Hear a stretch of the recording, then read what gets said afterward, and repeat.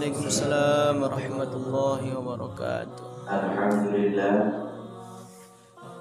Asyhadu an la ilaha illallah wa asyhadu anna Muhammadan abduhu wa rasuluh. Allahumma shalli ala sayyidina Muhammadin wa ala alihi wa sahbihi ajma'in. Amma ba'd. Puji beserta syukur adalah sama-sama kita panjatkan kehadirat Allah Subhanahu wa taala, yang mana oleh Allah yang telah memberikan kepada kita mandu nikmat sehat badan, sehat pikiran, sehingga pada subuh yang sangat berbahagia kita laksanakan salat berjamaah. Kemudian selalu beserta dengan salim, marilah sama-sama kita bersambung kepada baginda Nabi besar Muhammad sallallahu alaihi wasallam yang telah kepada dunia, yaitu dari alam kebodohan kepada alam terang benerang. Kemudian selalu beserta salam pula dicurahkan kepada sahabat-sahabat beliau, kepada para tabi'in, kepada ulama salaf dan ulama khalaf yang mu'tabar kedua-duanya insyaallah subhanahu wa ta'ala. Kemudian anak yang menurut mukadimah, diingat satu kata-kata Imam Al-Ghazali yang beliau mengatakan, as-sabru salah satu ila ta'ah, ila musibah, ila maksiat. Beliau mengatakan sabar adalah terbagi kepada tiga perkara. Yang pertama sekali, sabar yaitu dari musibah. Yang kedua, sabar di hati taat.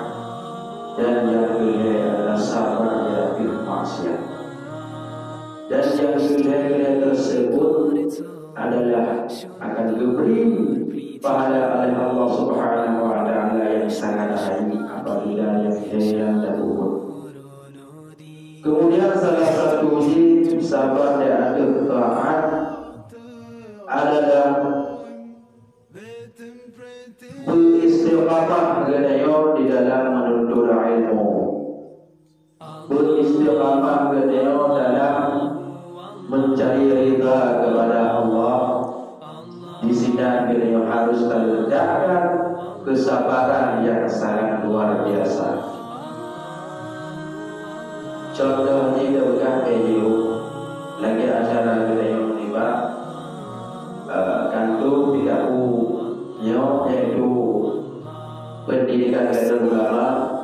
Adalah salah satu pendidikan yang sangat mulia, yang diterima yang akan merupakan tempat yang sangat berbahaya. Di sini kita harus terletakkan kesabaran, terletakkan di dalam hati kita, yaitu istiqamah, supaya kita ngamal dalam keimanan kita yang kepada Allah, keikhlasan kita yang diberikan berawal kepada Allah. Dan Allah Subhanahu wa taala juga memberikan kepada kita yaitu pahala yang sangat baik diberikan kepada sahabat sabar di atas taat tersebut.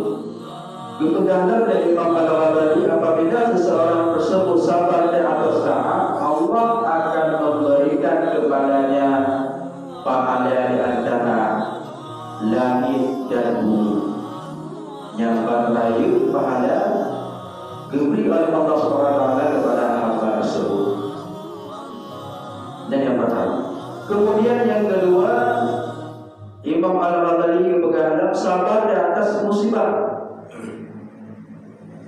Sabar akan musibah cipta bayangkan legennya lebu musibah-musibah yang keberi di hati budaya manusia.